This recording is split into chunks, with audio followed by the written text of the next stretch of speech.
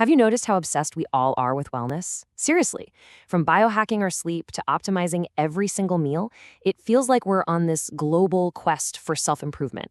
But here's the thing. While one part of the world is chasing peak performance, another part is just trying to survive. This is really a tale of two completely different worlds, both revolving around this idea of well-being. Okay, let's get into it. So first up, let's look at world number one, what I'm calling the wellness gold rush. This is that booming, high-tech industry we see everywhere. It's driven by huge investments, really sophisticated tech, and, let's be honest, our own collective desire to live better, healthier, and maybe even longer lives. And the scale of this thing is just staggering. Get this. In just the first 6 months of 2025, European digital health companies pulled in $3.4 billion. That's a 52% jump from the year before. This isn't just a little bit of interest. It's a full-on tidal wave of investor cash and confidence. So where's all that money going? Well, it's pretty clear.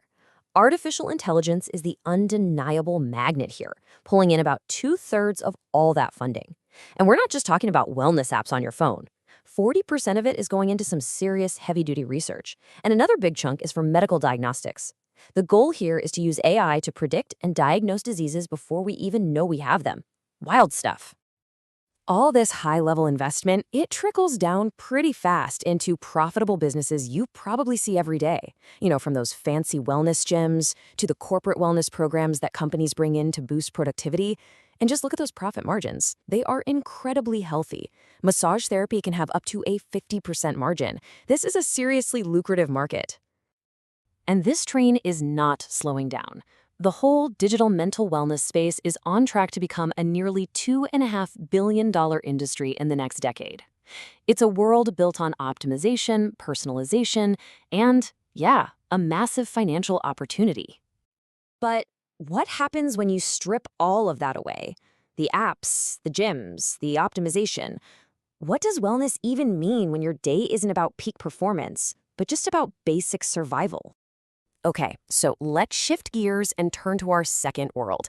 This is a world where wellness isn't a choice. It's a crisis. Here, the fight isn't for a better marathon time, but for basic safety and trying to hold on to your psychological stability after everything's been turned upside down by conflict. This quote, wow, it really gets to the heart of one of the deepest issues. For many Syrian refugees, the absolute chaos and hardship of being displaced actually reinforces some of these deep-seated cultural beliefs, like early marriage, as a way to protect their daughters. But that very act, of course, comes with huge risks to a young woman's health and her entire future. And the psychological toll is just devastating. I mean, this chart puts it in black and white. While maybe 1 in 4 or 1 in 5 people in the US might experience a mental illness, for Syrian refugees, that number just skyrockets to 41%. The trauma they've endured creates this massive, widespread psychological crisis. And here's the absolute kicker, the catastrophic reality of the situation.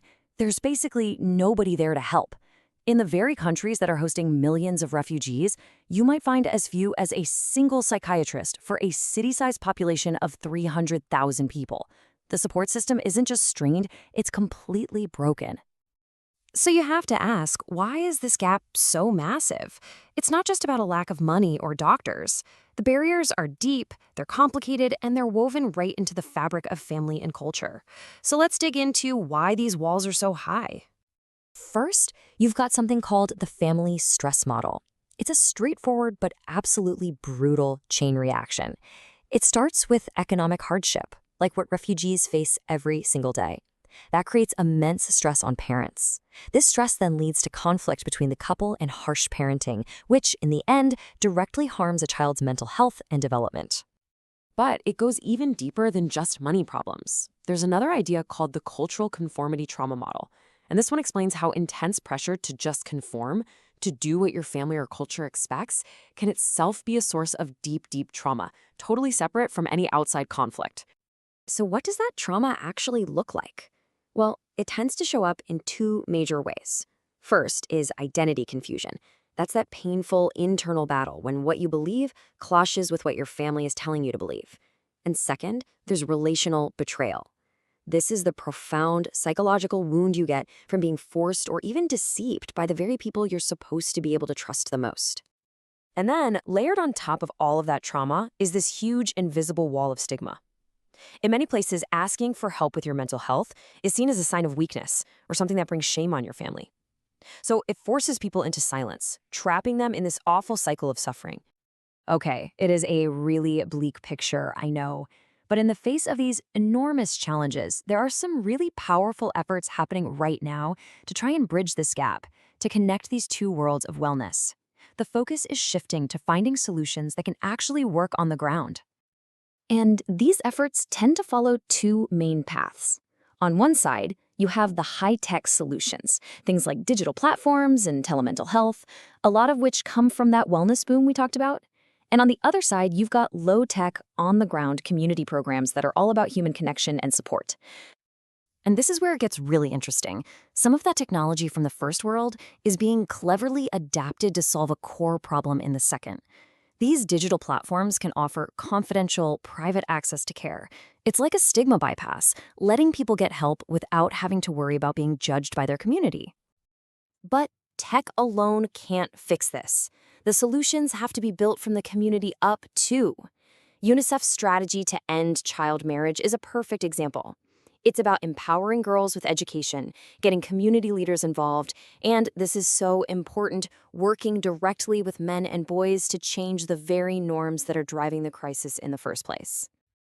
And the impact of this community work is so real. Just listen to this quote. It's from a wife talking about her husband after he went through a parenting support program. She describes how he went from a father who only yelled to one who could actually communicate. This is wellness at its most fundamental level, restoring safety and connection right inside a family. So, here we are with these two worlds. One is all about high-tech optimization, and the other is about low-tech survival. They seem like they're planets apart, but are they really? Because when you strip everything else away, the goal underneath it all is exactly the same. Whether you're an executive trying to maximize your focus or a refugee parent trying to recover from trauma, you're both just striving for a state of well-being. The context couldn't be more different, but that fundamental human need is universal. And that leaves us with one last really big question to think about.